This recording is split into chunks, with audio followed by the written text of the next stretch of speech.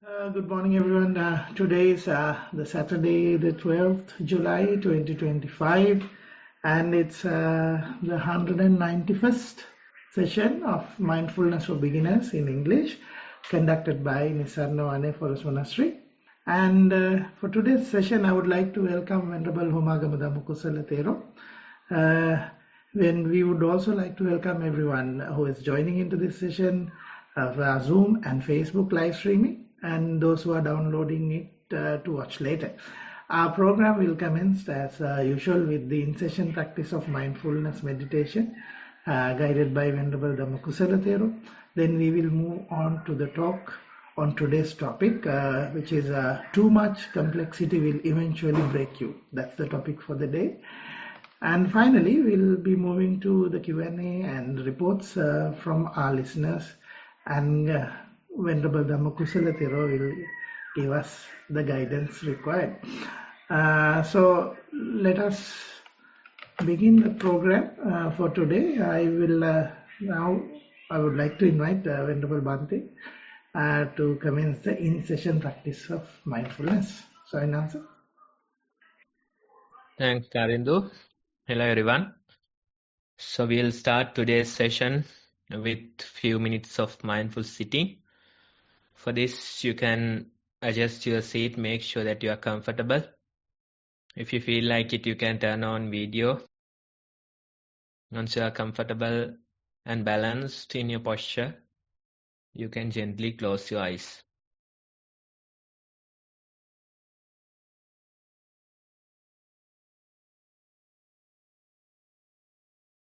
Now you are seated and you are comfortable in your posture. And you have your eyes closed. Bring your attention to the present moment and notice what you feel.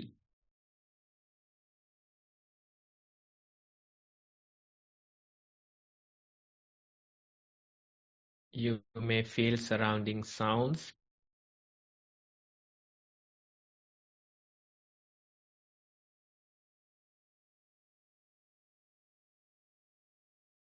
And naturally, you start to feel the bodily sensations. Maybe pressure on your back.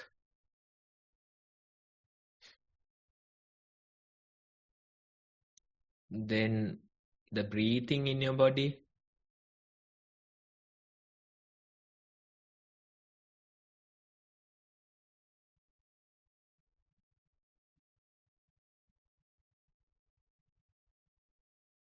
Notice how the breath goes in.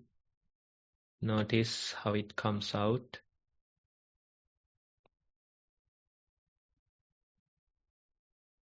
Again, the breath goes in and it comes out.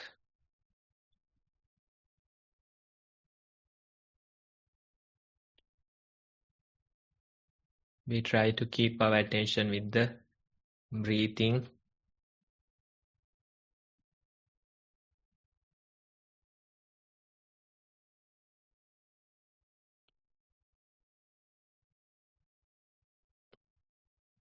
Time to time, certain memories, thoughts, future planning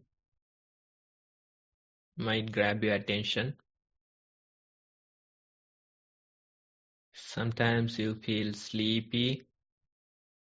Sometimes certain irritations, pain in your body. These things grab your attention.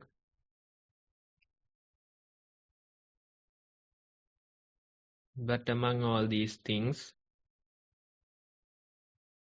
you try to return your attention back to the breathing.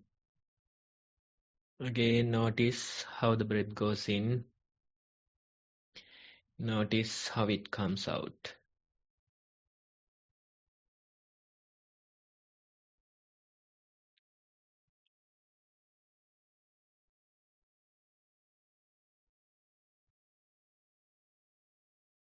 Time after time, your attention goes to various things.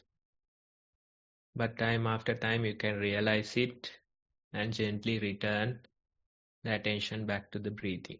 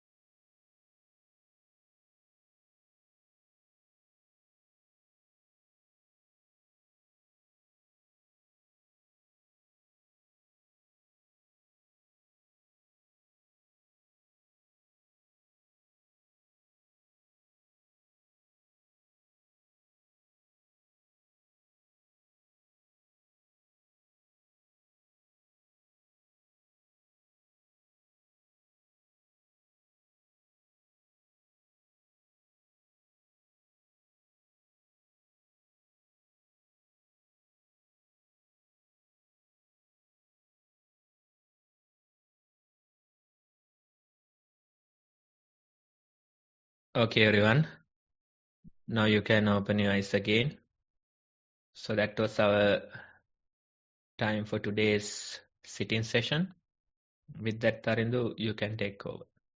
Thank you very much, Swaminathan. Just a quick reminder, you can share the experience you had right now with Venerable Bhante during our Q&A session.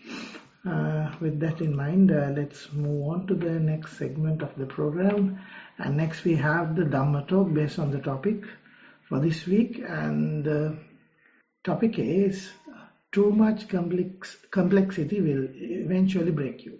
Too much complexity will eventually break you. So I would like to invite Venerable Bhante once again for this week's Dhamma talk. Swaminathan. Okay, everyone. I think this is a continuation from last week. So this topic we will take some time to discuss today as well. Now, this idea we can relate like this. Now, you have many things in your life. Sometimes work-related matters, and maybe raising your children, and so many other things are there. So you spend a lot of time planning and executing these things. Maybe you feel like even 24 hours isn't enough for a day. All those ideas, all those struggles are there. So that way we function, that way we try to achieve things, get the things that we require. And this is a never-ending struggle. Usually what happens is that things get more and more complicated. You get involved in many things, and as a result you get busier and busier, right? So that way we can really see that we have very little time for ourselves. We don't have time to relax. We don't have time to sit and just be. Instead, it's a non-stop rat race. Time after time, certain things you have to do, chase after things. Non-stop rat race, we are running. So that way, you can really see how your mental health is affected by these things. Maybe you feel like your mind is all over the place. Sometimes you feel like so much stress, anxiety within you. So that way, we are involved in many things, and as a result, we start to feel our mental health is deteriorating. We feel anxiety, we feel stress. We are continuously working, trying to achieve these things. Even if you recall that Pollyanna book, in that also there is such idea. Pollyanna was given a tight schedule by her aunt, and she was asking, there's no time to live in this schedule. Early in the morning you start, you have to study maths, then another subject, then practicing. All those things are there. But Pollyanna's complaint was that in this timetable, there is no time to live. There is no time to just be. So that happens to most of us. We get complicated, we get involved in many things, and as a result, we don't have a time to live, or we don't have a time to just be. That happens. And when things get more and more complex, too much complexity will eventually lead you towards poor well-being or poor mental health that you can really experience. Some of you might be experiencing high levels of stress. That's more like a red flag. That's a sign that tells you that you have to do something about it. You can't survive like this for many years. You have to do something about it. You got to make sure that your stress levels or the mental well-being is improved. And if you don't do anything about it, then we don't know what will happen next. Maybe you will be dragged into a depression or some similar mental health issue. Right? So these things happen. I remember one person was saying something about their own life, and that person was saying that in order to maintain a certain lifestyle, that person had to work for many hours. And it's always more and more demanding. You live up to a certain level today, and tomorrow there'll be a demand for you to spend even more. Right? So that's there. Then so many loans, so many hours of work, so many things in life, and as a result, there's no relaxation in you. Your well-being is deteriorated. So this person was reflecting on their own life and saying that I shouldn't be living this type of a life. Maybe it's time for me to scale down. Maybe I should have few extra hours in a week for me to just be. So that type of a thought process was there, and actively trying to change the current lifestyle for the better. Right?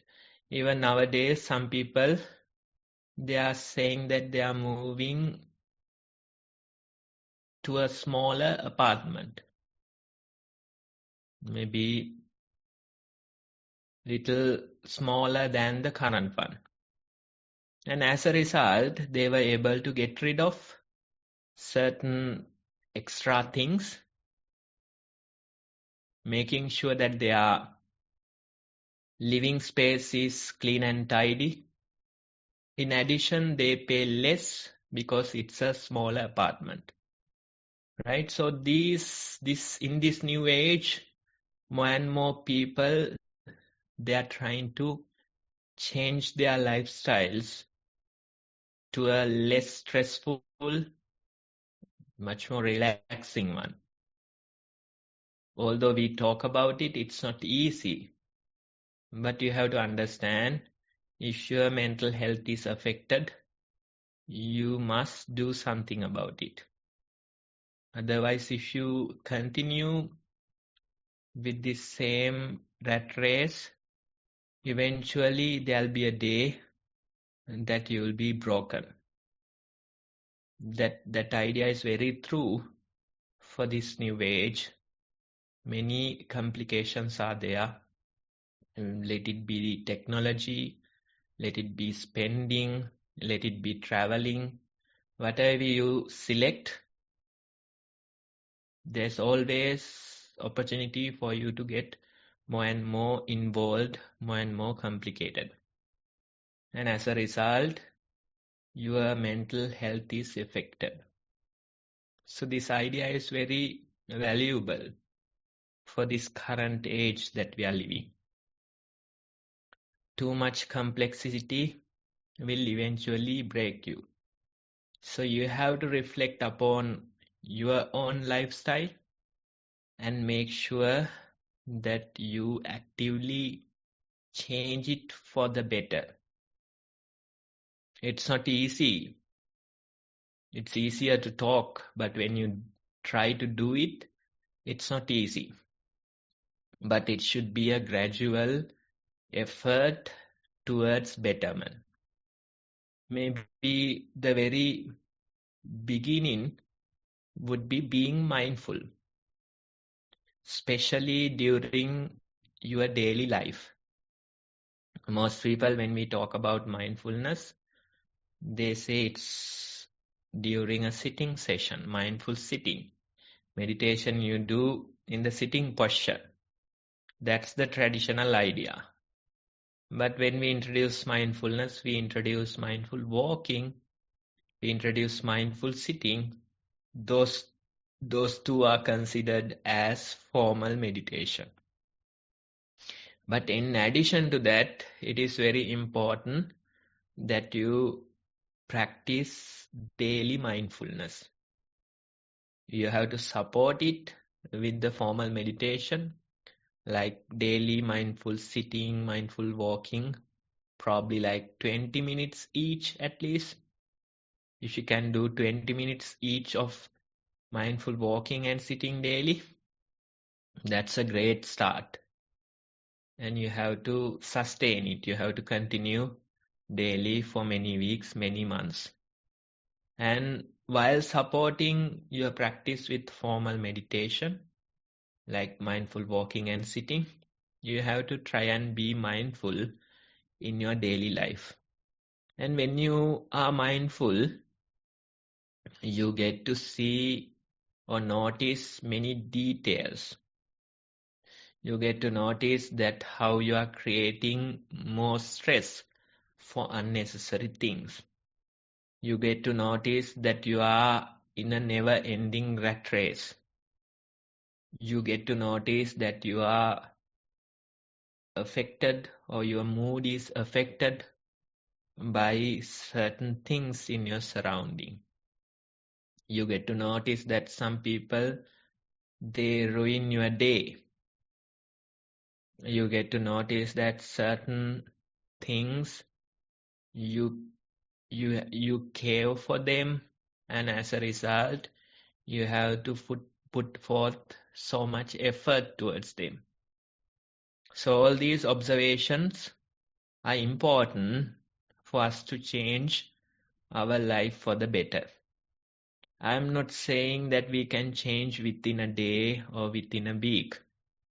What I suggest is live in your current lifestyles and try to do this observation.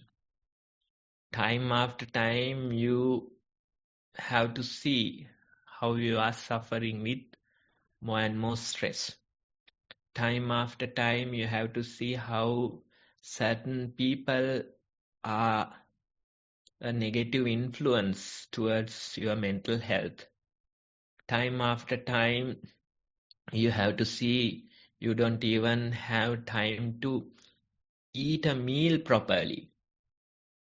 Right? So live in your current lifestyle and continue this observation. And when you continue it for many weeks, many months, then there is hope for the change. If you try to change it suddenly, that's not gonna work. But at least by observing for many weeks, many months, you get to see how these things affect you. And as a result, you can gradually start changing these things. Maybe you can reserve some time for yourself.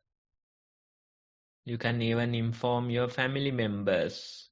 I don't know whether they will cooperate though. Right? You can say that I need at least like 1 hour for myself. Out of 24 hours, I give you 23. Just let me have this 1 hour. Will they agree? That's the question.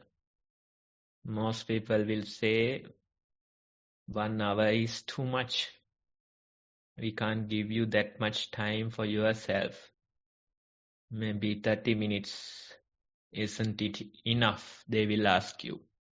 Right? So those issues are there, but gradually you can do certain changes in your life. I don't think they will take a lot of effort or energy. Little changes will make great impact. You can gradually do certain changes, maybe avoid certain people. That's also helpful. Instead of running this non-stop rat race, you can breathe in between. You can try to slow it down a little. And sometimes instead of doing many things at once, it might help you to do one thing at a time.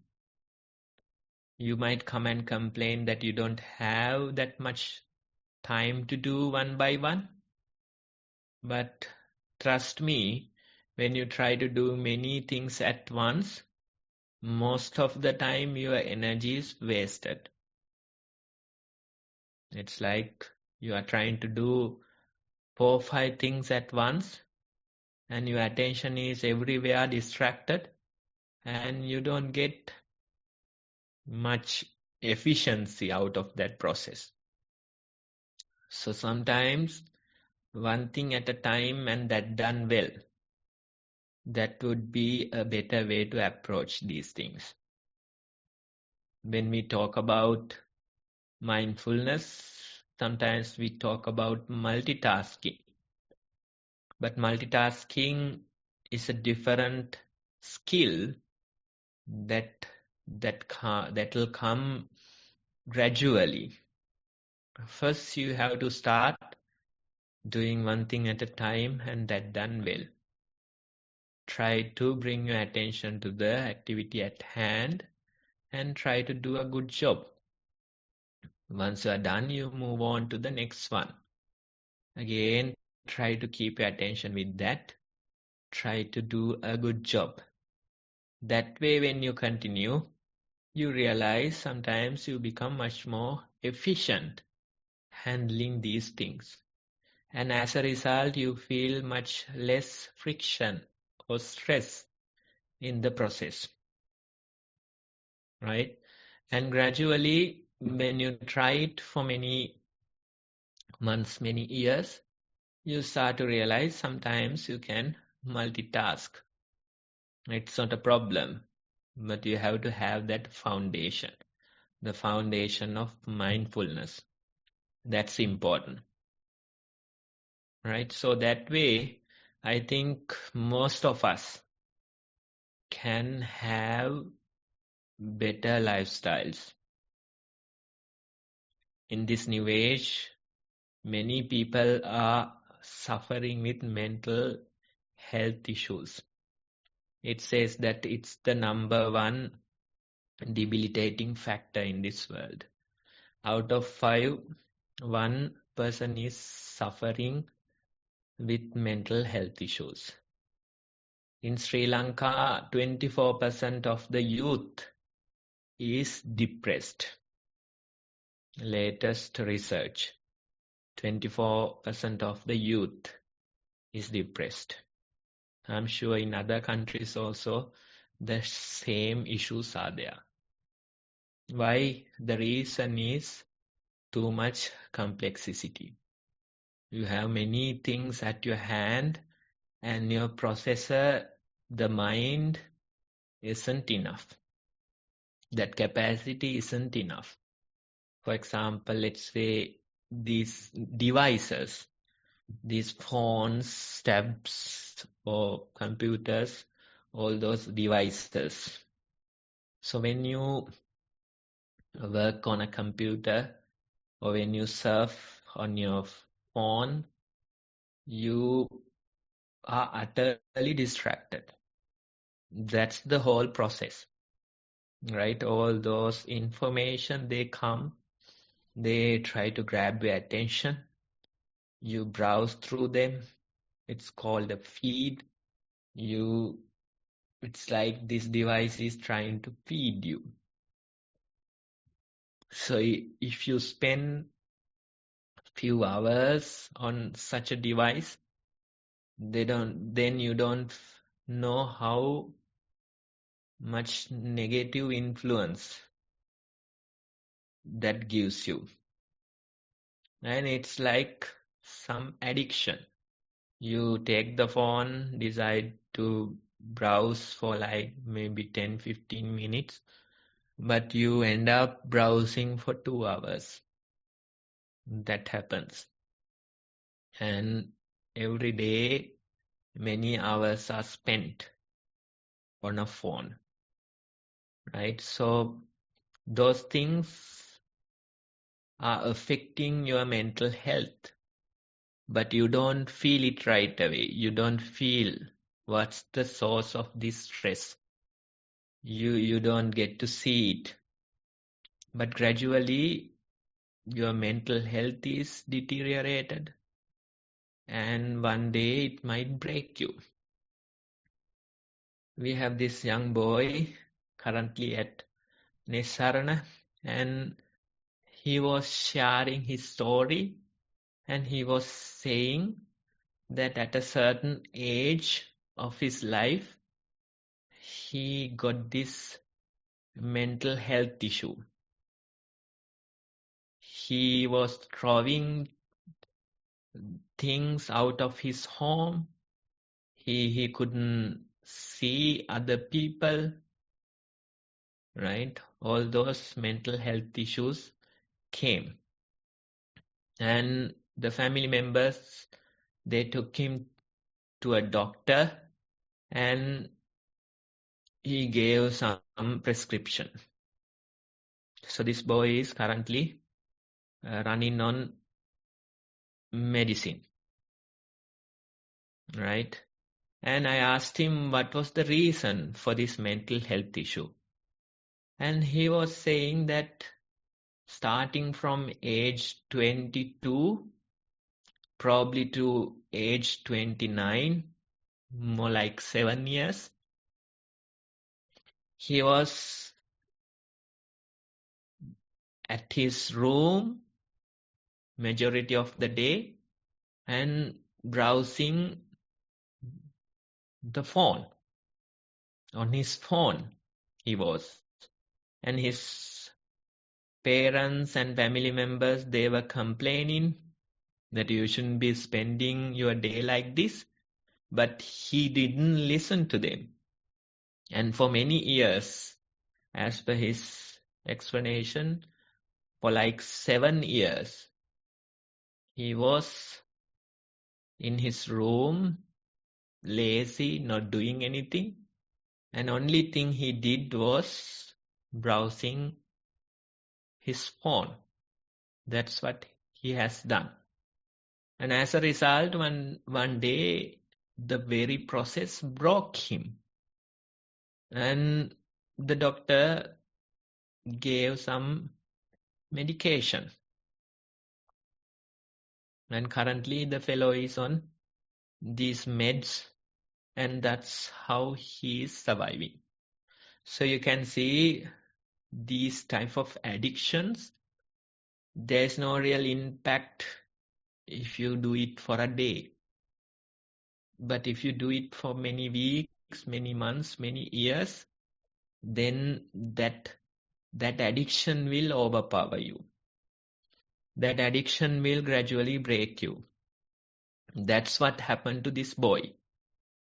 Then I asked him whether there is some similar illnesses in his family, maybe the genetics.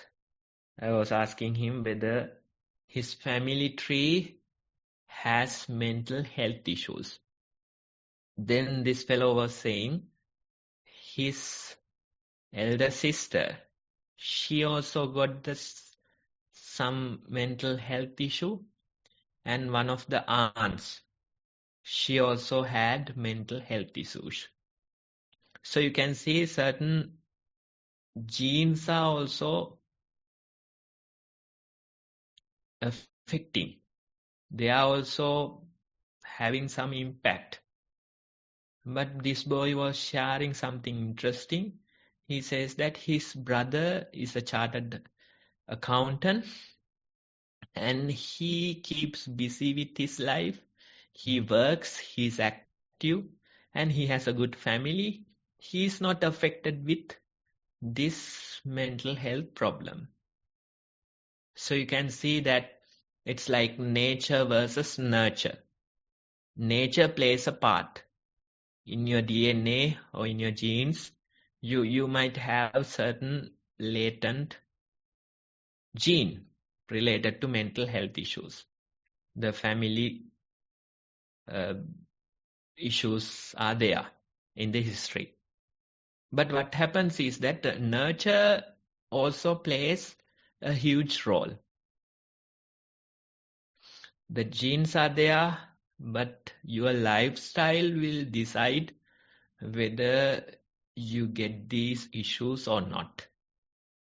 If you keep yourself active, if you go outside, if you work, if you exercise, then rarely these things affect you. But if you just sit on your ass, lazy, not doing anything, only browsing the web, then what happens is that gradually these mental health issues become more and more stronger, and it might one day break you. Right? So you can see these nature versus nurture. The impact of nature, or let's say karma, or maybe genetics versus the nurture part, your environment, the choices that you make, the people that you encounter, the influence, all those things plays a role. So you might have certain bad genetics, but you can keep them dormant and change your life for the better. That's what that boy is saying. His brother is active, he is living his life, he is not impacted. But this fellow, he was lazy, doing nothing, and as a result, he was broken. So you can see, we have to make sure that our lifestyles are changed for the better. We have to make sure that we are actively changing them. Some meditation time would be very helpful. Being mindful daily would be very helpful. Going outside and exercising, sweating a lot, right? Very, very helpful. If you are lazy, if you are not moving your body, then that's one of the reasons. You have to exercise your body. And when you exercise your body physically, then the power of the thoughts, they become considerably weaker, right? If you don't exercise your body, then the thoughts become stronger and stronger, right? You can experience this in your life. Try to exercise. Sometimes you are in a bad mood, right? That bad mood will not let you exercise. It will not let you go outside. But let's say somehow you force yourself to exercise. Somehow you forcefully go outside. And when you do that, when you take that action, when you exercise for like 1 hour or so. When you sweat a lot, when you go outside, as a result, that bad mood will disappear, right? So they say that there's no bad mood can survive a good workout. If you work out properly, then naturally the status of your mind is changed towards a positive direction. So those things you can really experience. So sometimes you have to force yourself to exercise, force yourself to go out. But those decisions, those choices can change your mental health for the better. So we are all the time, we are making choices. Whether it is bodily, whether it is verbally, whether it is mentally, we are making choices. And once a choice is made, you can take it back. That's not possible. So that's why we say mindfulness in your daily life is important. Because every second, every moment you are making choices. If you are making so many choices, what you can do is you can be mindful. Mindfully, you can make wise choices. That's the very idea. That's why in Zen they say absolute attention is the best prayer. It's like praying in your daily life. How to pray? By giving the attention to the activity at hand. Sometimes you make bodily choices, sometimes verbally you make choices, sometimes, most of the time, mentally we make choices. Thinking a certain thought, that's a choice. Although initially you feel like you don't have a choice there. The thought comes, I don't have a choice, someone might say. But when you practice mindfulness time after time, you get to realize that you are making a choice. With even a thought, you are making a choice. You are making a choice to put your energy towards that thought. If it is a positive thought, then you might get a positive result. If it is a negative thought, then you might get a negative result. That's what most people, they are negative in their minds. Whatever happens, they have something to complain. Whatever other people say, they find a fault. Right? Those people are really suffering inside, seeing negativity out of everything. Or time after time, they are in a struggle with fear. They are in a struggle with worry. So those people will say that I don't have a choice. But if you are mindful, if you keep your eyes open, you realize you are making a choice. Every moment you are making a choice. You have made that choice for many years. Now almost it's more like an addiction. Almost it feels like you have no choice there. But believe me, you have a choice. How to regain this ability? You can be mindful, and by being mindful, you can really regain that ability. You have a choice whether to think these thoughts or not. That's what the meditators we say, you have to understand the difference between happening thoughts and thinking thoughts. Sometimes the thoughts happen that might have past causes. But once the thought happens, you start thinking, you start energizing, you start giving momentum to it. Right? So there's a gray line between these two, but by being really mindful, you can really see what are the thoughts that just happen, what are the thinking thoughts. Many thoughts happen, but you sometimes choose them and give them momentum or energy, right? So that process is happening within us time after time. And if you don't do something about it, usually the trend is negative. That's what happens to happen to most people. They go with the life and gradually go towards negative mindset, suffer with mental illnesses. And when you suffer with mental illnesses, your suffering level is unimaginable. They might be still in their body, but in their mind, they are suffering a lot. And that level of suffering you can't even experience. You don't know how much they suffer because they are broken. Their mind is broken. What can you do?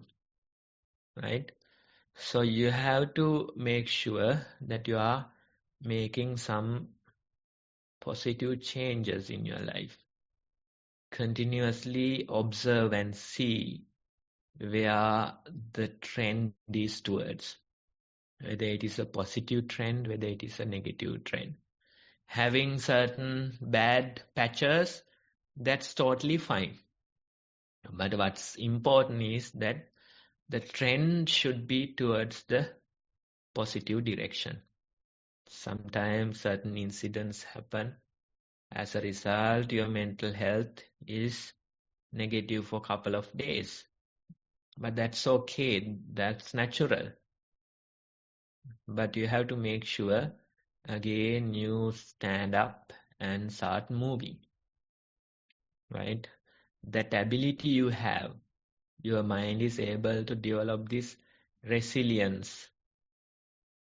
You are met with certain things, negative influences are there, certain incidents happen, sometimes you get sickness. Those things are natural to this world. But the resilience, the quality to bounce back, that quality you can improve with positive changes in your life. That quality you can improve with the practice of mindfulness.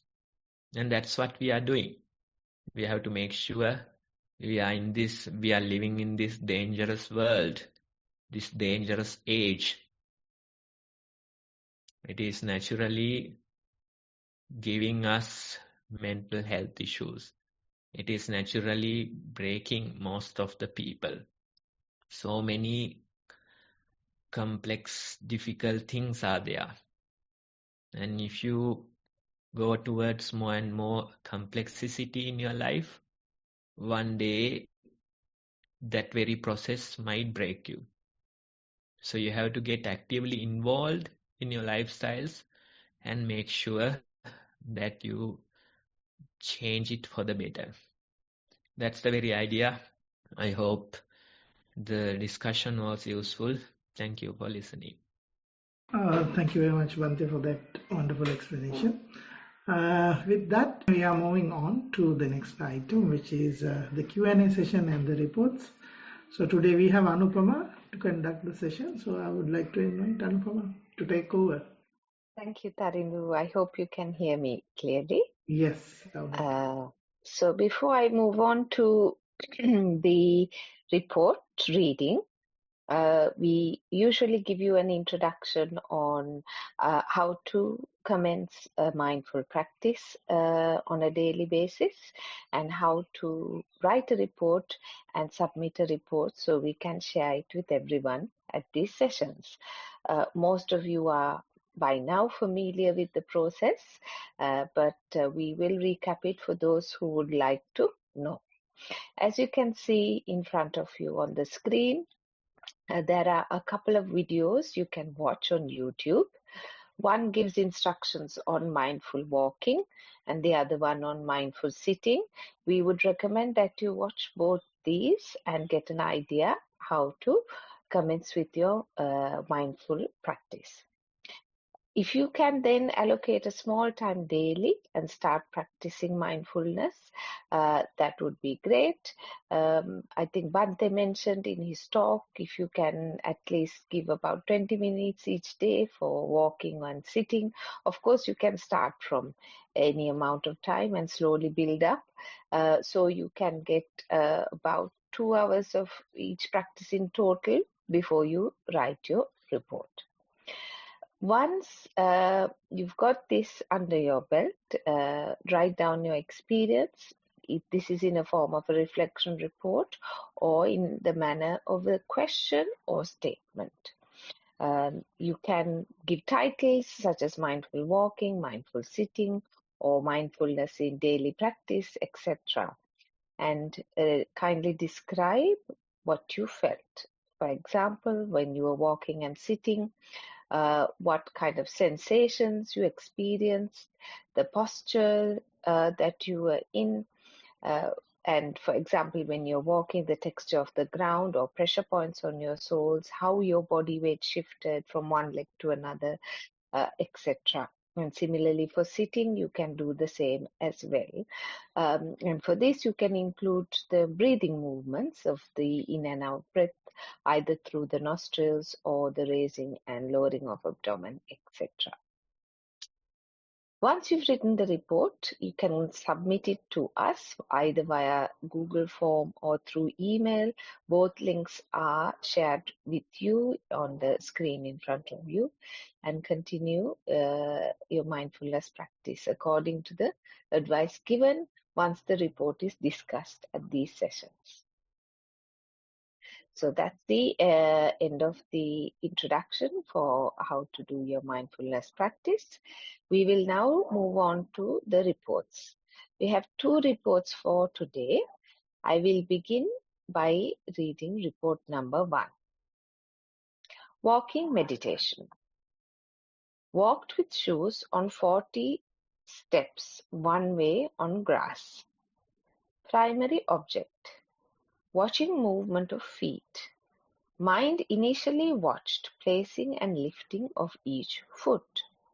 Sights, sounds not distracting. With lifting of left foot, noted a strong smell of flowers wafting through the air in the breeze. Noted the foot in midair whilst mind momentarily distracted by the smell.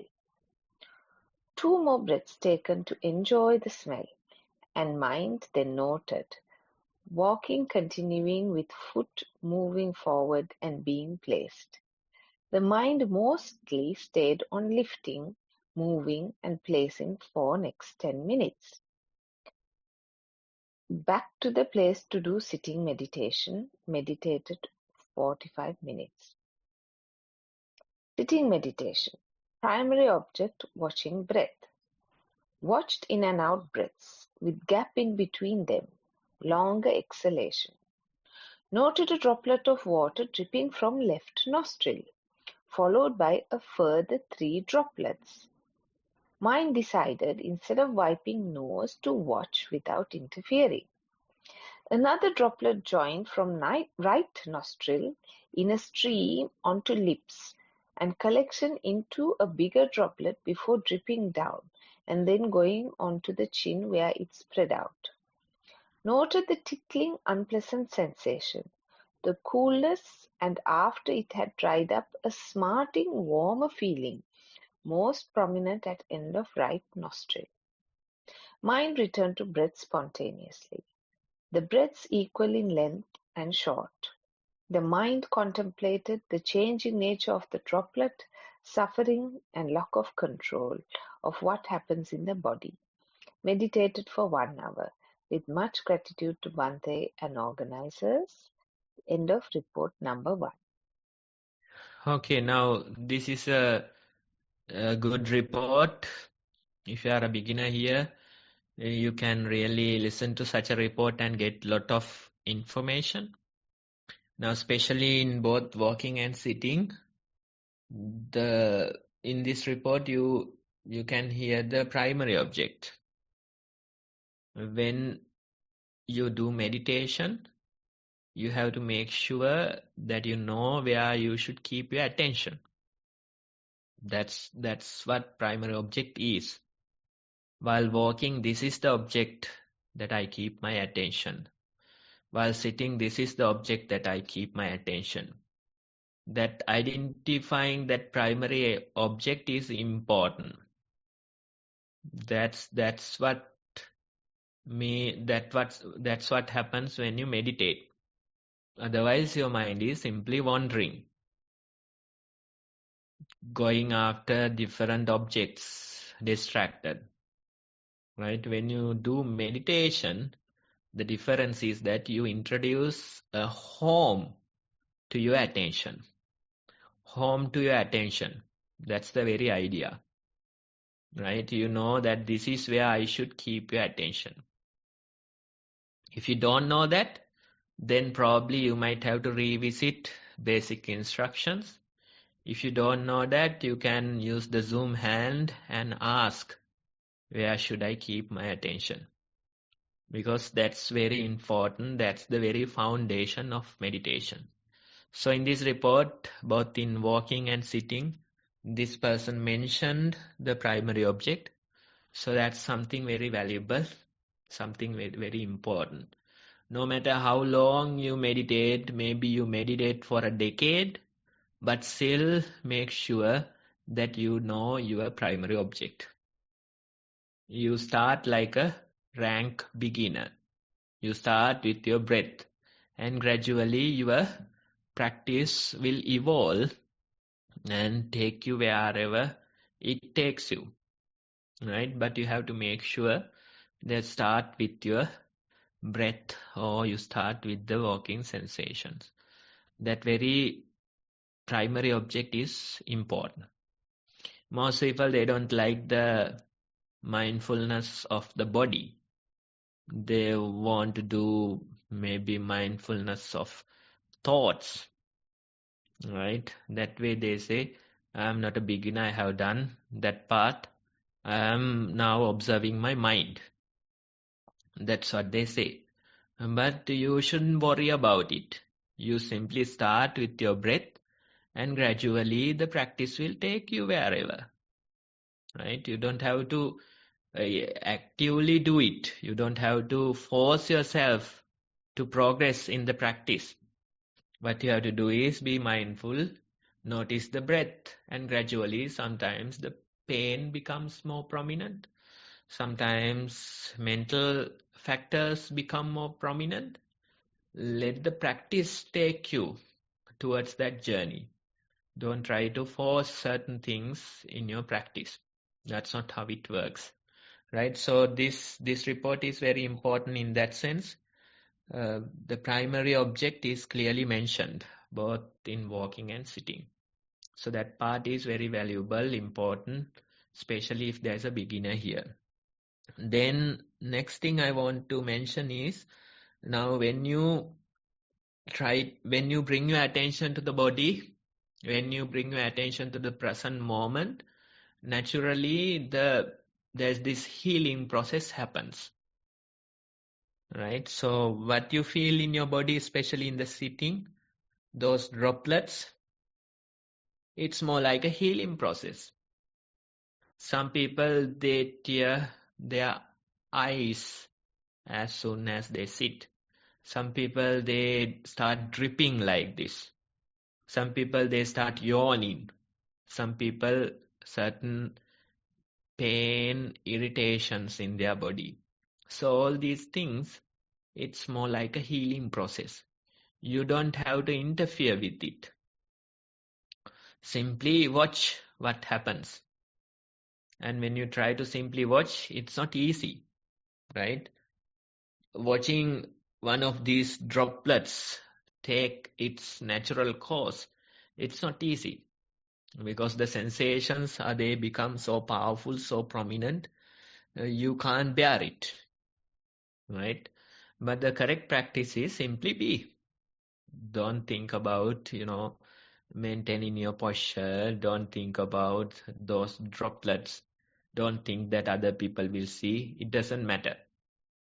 Simply go with the process. And when you stay patient, you realize after a few minutes that process ends, and these droplets, they dry down, right? So that very process, that natural process is important. You simply has to be the observer. Don't interfere with it. Let it happen and simply notice. That ability is very important. That ability we can gradually develop. Most of us, we don't have the ability to watch. We have interfered with these things for many years, and that's all we know, interfering with these things. But when we know mindfulness, when we train ourselves, we gradually develop the ability to observe without interfering. So these experiences are great milestones of that development. So continue and let us know your progress once again. Thank you, Bhante. I will now move on to report number 2. Venerable Swamin Wahanse, I did meditation despite of the fever which I am suffering from these days. Mindful walking. I walked on the carpet and felt hardness and roughness of it. Felt drowsy, maybe because of the medicines. Could observe 8 footsteps in a length. Did walking for 50 minutes. I thought of sleeping soon after walk, but as a habitual action I do a sitting after walking. This time my habit knocked on the door. Mindful sitting. First, I paid attention to whole body. I could feel softness and hardness of the cushion. My legs were touching, hands were touching. Then I became aware of belly movements. Belly movements were different from one another. Sometimes risings were longer, but sometimes shorter. I observed 7 motions in a length. Heard a noise, but again watched rising of the belly. Few thoughts came, but didn't care. Tried to focus on abdominal movements instead. That is the end of the report, Bhante. Okay, now usually we experience certain difficulties time to time, sometimes sickness, sometimes certain other family matters. So these troubles are natural to this life. These obstacles are natural to this life. So whenever you experience such a trouble, whenever you experience such an obstacle, if you stop doing things, if you give up your practice, then that's not how it works. You have to develop the ability to continue amidst these troubles, obstacles, right? So if you are mindful during a sickness, then that becomes a whole new experience. Usually when we are sick, we prefer ignorance. That's what we prefer. When you take medicine, you simply sleep with the support of painkillers. And that's like practicing ignorance, right? But if for a slight fever, for a cold, you can really try to be mindful. Instead of the ignorance, you can practice awareness throughout such a experience. And if you do it, then that very process becomes your practice, and that becomes a whole new experience, right? Maybe you can start with mild sicknesses, and certain things, of course, you have to go take medicine, that's fine, but not as frequently as you think. That's the very idea. So little mild sicknesses, you can simply take some herbal tea, take some honey, and simply go through it. And that very process becomes a whole new experience, right? You start to feel how the sickness feels in your body. What happens to your body when you are sick? How the body is reacting to this sickness. All those things you can observe. Usually, whenever you take medicine, there's painkillers, and as a result, you sleep through the sickness. That's what happens. Now, even I myself was wondering, due to certain recent illness, I myself was wondering whether my body has weakened, or the sicknesses, they have gotten stronger. That was my thought process. Because I recalled where lay life or many years earlier, the sickness, it wasn't this difficult, right? So I was wondering what happened, whether my body is weakened or whether the sickness, they have gotten stronger. Then only it hits me that whenever I got sickness in my lay life, I used to take some medicine and sleep through the sickness. And whenever you take medicine, you can no longer feel it. You are numb. You simply sleep through the difficulty, and maybe after a few days you get up and you go to work. That's what you do. But when you don't take medicine, then even a fever, it takes you through a whole new journey. You start to feel the aches, pains in your body. You start to feel how your mind is all over the place, going crazy due to this feverish thing, right? All those experiences count in the practice.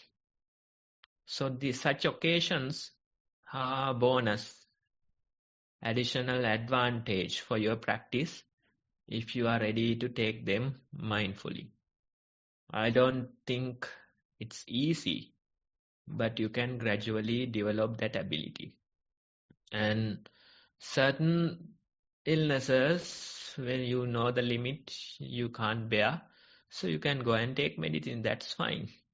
We are not trying to, boycott that. We say that certain little illnesses you can survive without that support, and your body has the ability to adjust. Your body has the ability to improve the ability to face these illnesses, right? That ability you have to exercise, otherwise body becomes totally dependent on outside help. That's not good. And although we don't like to talk about it, all of us one day will have to go through this process. You can keep avoiding, but one day it will come to this, the deathbed. That day you can't avoid. That process you can't avoid. So some people, they have been practicing ignorance for many decades. In their deathbed, they can't face that process. They start cursing other people. They start screaming. They start throwing things. They are in utter refusal of this process. But as mindful practitioners, we gradually develop that ability. In mild sickness, we try to face it. Certain pains, we try to bear them without medicine. And gradually you develop that ability. One day, even at your deathbed, you can face that experience mindfully. Hopefully, we don't know. We have to die and see whether it's possible. But gradual practice, gradual improvement will lead you towards that. And that experience, that will be your last experience in this life. So it's better that we go through it in a good manner. Otherwise, cursing, blaming other people, screaming, it won't help. Right? So that we all are terminal. We can't avoid that part. So in a way, the meditation practice will allow you to be prepared for that. Die before you die. That's the very idea of meditation. In a way, you try to go through the death before the death comes. And when you sit in meditation, when you walk in meditation, when you do daily meditation, in a way, little by little, you are going through your own death. Certain death of your ego maybe sometimes, death of your opinions sometimes, death of your thoughts sometimes. The whole process is dying before you die. So you are off to a good start. You might face many obstacles in life, but try to face these obstacles, difficulties mindfully. That's the very idea. Thank you, Bhante, for that very profound advice on that report. We have now come to Q&A session. If anybody has any questions or comments to make, please raise your Zoom hand and we will invite you to unmute yourself and ask your question, please. I don't see any Zoom hands raised. Tarindu, maybe I could hand over to you now. Okay then. Thank you, Anupama, for conducting that the reports and the Q&A session. So I think with that, I have to thank Venerable Bhante also for his guidance, and with that we can end the session for the day. So on behalf of organizers, I would first like to thank Venerable Dhamma Kusala Thero for his continued guidance on this program, and not forgetting the Chief Abbot of Nissarana, Vanaya, who initiated this program, Venerable Bhante Udairekama Dhammajiva Mahathero, for his guidance. And may these merits help them in improving their own practice. Thank you all, the organizers who are maintaining and managing this program. And thank you very much for all those who joined today via live streams or downloads. And I hope you will continue your practice of mindfulness and join with us next Saturday as well. So until then, we wish you have a happy and a mindful week ahead. Thank you.